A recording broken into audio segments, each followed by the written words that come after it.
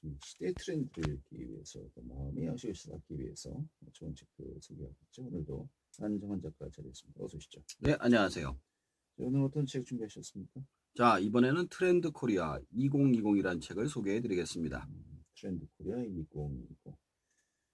매년쯤 그 연도만 바뀌면서 예. 소개를 하고 계십니다만 어떤 책인지 먼저 간단하게 소개해 주시죠. 자, 매년 소개해 드리고 있는데요. 매년 출간과 함께 베스트셀러에 오르기 때문에 소개를 안 해드릴 수가 없네요. 자, 경자년 쥐띠해를 장식할 트렌드 코리아 2020에서는 2019년의 소비 트렌드를 되짚어 보고 김난도 교수와 서울대 소비 트렌드 분석 센터가 제시하는 트렌드 키워드를 통해 2020년 한 해의 한국 소비 문화의 흐름을 예상합니다. 올해는 어떤 트렌드를 좀 예측하고 있습니까? 총 10개의 트렌드를 예측하고 있습니다. 멀티 페르소나, 라스트 핏 이코노미, 페어 플레이어, 스트리밍 라이프, 초개인화 기술, 펜슈머, 특화 생존, 58세대, 편리미엄, 업글인간 등등입니다. 자, 그러면 여기에서 먼저 멀티 페르소나 좀 굉장히 좀 생소한 단어 같기도 한데 예. 뭘 뜻하는 겁니까?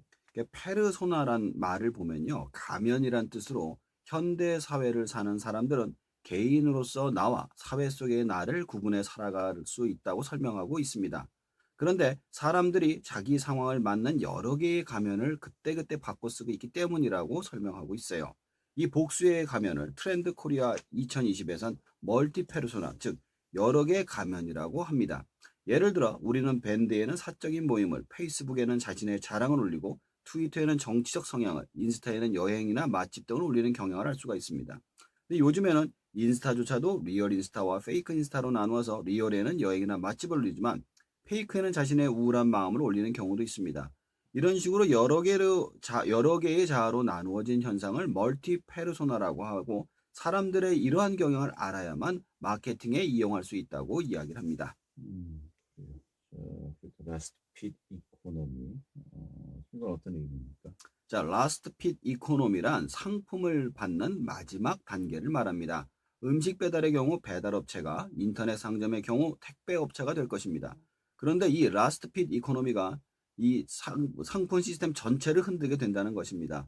이제 소비자는 상품의 특성이나 브랜드가 주는 객관적 가치보다 상품과 자기 생활의 마지막 접점에서 느낄 수 있는 주관적 효용을 중심으로 구매 의사를 결정합니다. 다시 말해서 소비자가 만족, 불만족을 결정하는 기준이 이제 소비자와 직접 그리고 마지막으로 만나는 지점이 되고 있는 것이죠. 과거에는 가격과 품질이라는 객관적 기준에서 속도와 배송 지역의 편리함이라는 객관적 기준으로 변화하고 있는 것입니다. 따라서 기존의 가격과 품질이라는 기준에서 각각 소비자가 원하는 라스트 핏 이코노미를 찾아야만 한다는 것입니다. 그래요. 자, 또 페어 플레이. 여기서 뭐 어떻게 나오는 겁니까? 자, 페어 플레이란 말 자체가 이제 깨끗하게 경기를 한다 이런 뜻이잖아요. 김난도 교수님이 강의를 유튜브로 제가 봤는데요. 거기서 이런 말씀을 하시더라고요. 아침에 버스를 타라고 젊은이들이 줄을 길게 서 있는데 버스 기사가 빨리 타라고 뒷문을 열었지만 아무도 뒷문으로 타지 않더라. 다들 앞문으로만 타려고 하더라라고 하면서 이제 사회 구조적 이슈로만 여겨졌던 공정함에 대한 열망이 사회 전반의 새로운 생활 양식을 창출하고 있다고 합니다. 가사노동은 구성원 모두에게 공평하게 분배되어야 하고 학생들은 주관식보단 객관식 시험, 조별과제보단 개인과제를 선호한다고 하네요. 직장에서는 팀장님을 서포트하기보다는 나 자신의 성과로 평가받기를 원하며 회사 대표와 팀 막내가 서로 반말로 의사소통을 하기도 한다고 합니다. 소비할 때 상품 자체뿐만 아니라 그 브랜드의 올바른 선한 영향이 구매의 중요한 기준이 된다고 하네요. 그래요. 자, 또 스트리밍 라이프. 예. 뭐 어떤 의미입니까? 자, 우리가 이제 노래를 다운받아서 듣지 않고 일정한 월정액으로 계속 듣는 것을 스트리밍 서비스라고 하죠. 마찬가지로 스트리밍 라이프는 물건을 소유하지 않고 빌려 쓰는 렌탈이나 일정한 기간 동안 돈을 지불하고 재화 서비스를 추천받는 구독 멤버십 등 다양한 방식을 말합니다. 이렇게 스트리밍 라이프로 넘어가는 이유는 신세대가 수익이 충분하지 않아서 집이나 차, 명품 등을 구매할 수가 없기 때문이죠.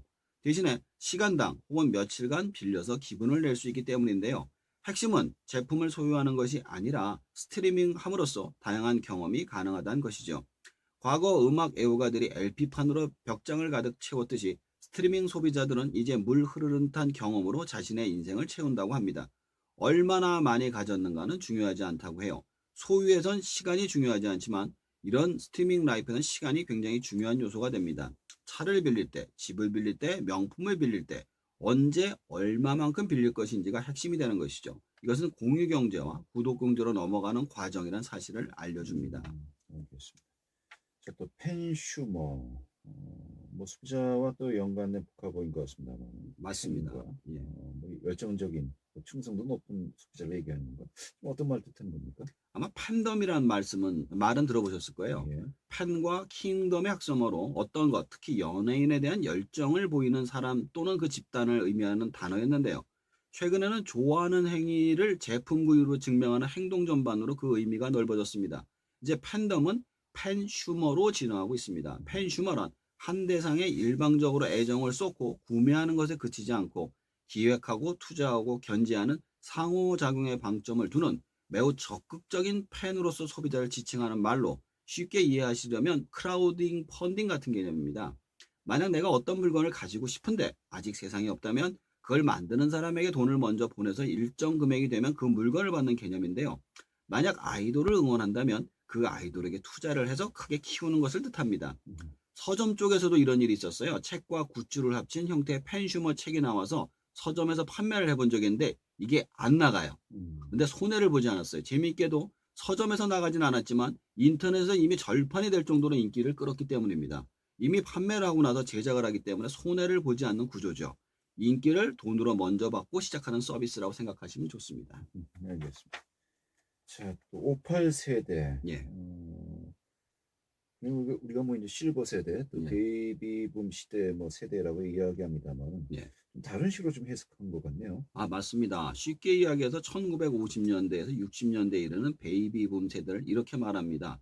베이비붐 세대는 어느덧 50 후반에서 60대 중반의 나이가 되었음에도 대한민국의 성장의 주역답게 여전히 왕성한 사회활동을 이어가고 있습니다. 그리고 그들이 가지고 있는 자산이 여전히 대한민국의 대부분을 차지하고 있죠. 그러한 그들의 도전적인 취미생활과 트렌드에 뒤지지 않는 소비를 보여주며 제2의 전성기를 만들어가고 있습니다. 과거에는 실버 세대 등으로 불렸지만 이제 5060 세대에게 실버 혹은 그레이로 대표되는 중장년의 색은 어울리지 않다고 해서 다채롭게 자신만의 색깔을 드러내기 시작한 이들의 행보를 58세대라는 이름과 어울릴만하다 해서 이름을 붙여주었다고 합니다. 그래요. 자, 2020년도에 예상되는 여러 가지 뭐 트렌드들 분석했습니다만, 이 책 보시면 어떤 생각을 하게 되는가요? 자, 김난도 교수는요, 2020년 소비 트렌드의 가장 중요한 세 축으로 세분화, 양면성, 그리고 성장을 꼽았습니다. 갈수록 어려워지는 시장 상황에서 새로운 돌파구를 찾으려면 무엇보다 고객을 잘게 나누어서 그 속에 숨겨진 욕망을 발견해야 한다는 것입니다.